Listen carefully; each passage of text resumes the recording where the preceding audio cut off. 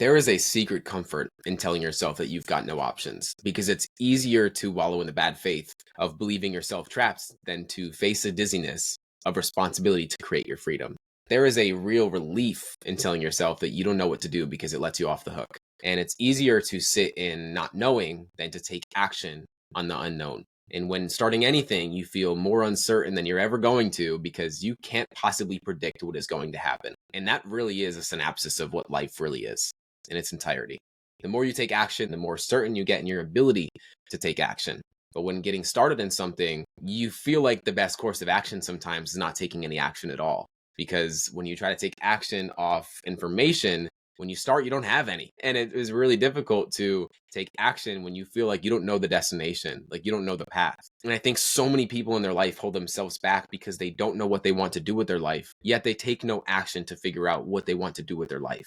They just want to know, but they're not willing to figure it out. And what I've realized is that real freedom is choice. And the dizziness of not knowing can be paralyzing. And when we have the choice to do a bunch of different things, but we don't know what the right thing is to do, we sit in indecision, believing that that's not a decision. When indecision is still a decision, you're just deciding not to decide. And it's stressful to not know where you want to go, what you want to do, if it's going to work out, what's going to work out, if it ever will work out. But in hindsight, there is no best option because the polarity of life is that there will be a positive and negative from whichever way you decide to go. The flip side of that is that whichever choice you could have made might not have been as great as you project it to be because, well, you'll never know. You're never going to know what could have happened if you decided X over Y. But I think the best approach to live through is that life is working in my favor, that I am the luckiest person alive, that things are just working out for me, because that blind faith will lead you into action. It will lead you into certainty, and it will lead you to the direction that you were meant to take, even if you feel in the moment or in hindsight, it wasn't the best thing you could have done. Because again, you don't know what could have happened. But your life isn't just the sum of your decisions. It's also the sum of your indecisions as well. And inherently that's a decision, of course, but your life isn't really made of what you decide to do. It's what you decide not to do, because what you decide not to do is going to be really the foundation of your life. When you get to the end of your life, this is a mindset I've been living by for a long time, is that I want to get to the end of my life saying that I'm glad I did, not I wish I had. And most of us sit in I wish I had because we don't just because we decide to not decide. We decide to sit in indecision and not do the thing because we don't know what's going to come of it, because we don't know what's possible. And I always want to live by that framework because it will lead me to living with the least amount of regret. And I think most people try to figure their way through life in as many safe ways as they possibly can. And I've realized the more that I grow, the more spontaneous I am with my life, the more spontaneous I am to go to certain places, to try different things, to just see what this life has in store. And a mindset a friend of mine recommended to me a few years ago is that I just want to see how good this life can get. I really just want to see how expansive this world can be, how expansive I can be in this world. But if you sit and wait for information and you think that taking in more information is going to give you the information that you need in order to achieve whatever you want to achieve, I hope this is an awakening for you to recognize that, hey, you don't need anything to figure out your path.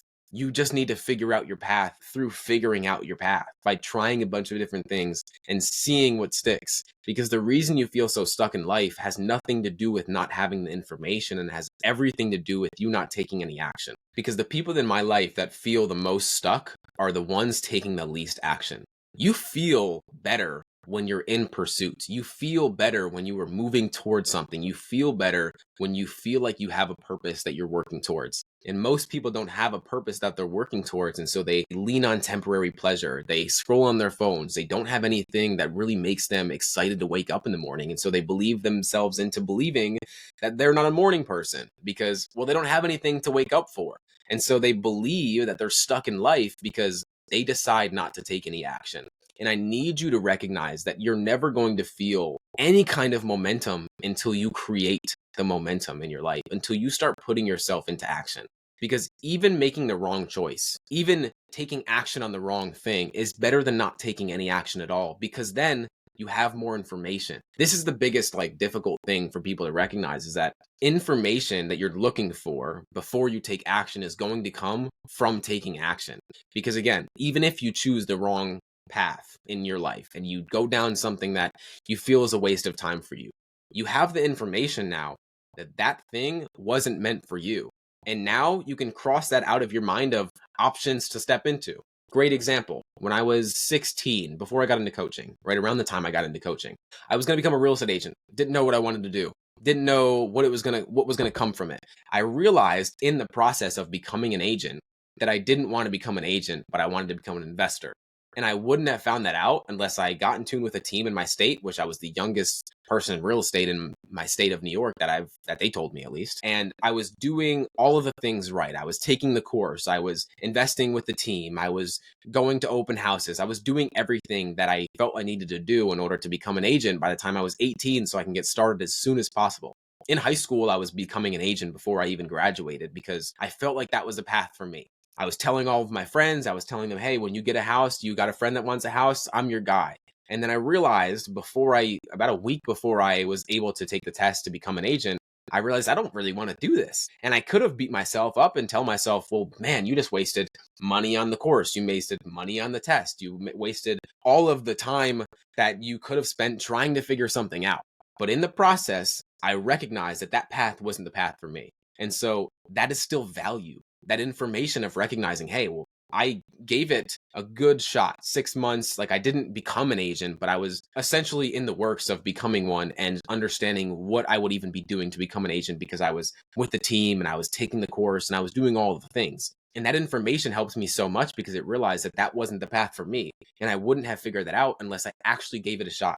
But a lot of people said, man, you just wasted your time. Why don't you get your license? You're so close anyway. Why not? And I say, well, I knew that that wasn't the path for me, and I wouldn't have figured it out until I actually put some time into it. And that's not a waste of time. The waste of time would have been not trying it at all, sitting in indecision and never deciding to do anything.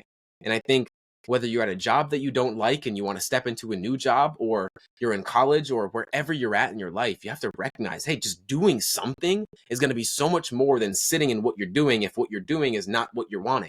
If where you are in life is not getting you the results that you want in your life, you need to do something different. Otherwise, you're going to continue to create the same life. Most people create a future that they're not excited about because they're driven by their past decisions, by the person that they have been and not the person they want to be. They act off who they see themselves as and not who they see themselves as becoming. I'm always acting in the identity of who do I want to be? How do I want to show up?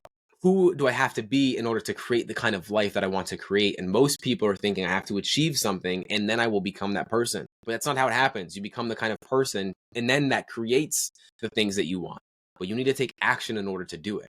And I get so passionate about this kind of topic because for so long in my life, I just sat around hoping things would happen, thinking things would happen and not taking any action at all. And I hope that you recognize that failure is the feedback that you need, the information that you need. It's the most information rich source that there is in the world is failure, to allow you to recognize what direction to go and what to do to move in that direction. But you need to take action in order for that to happen.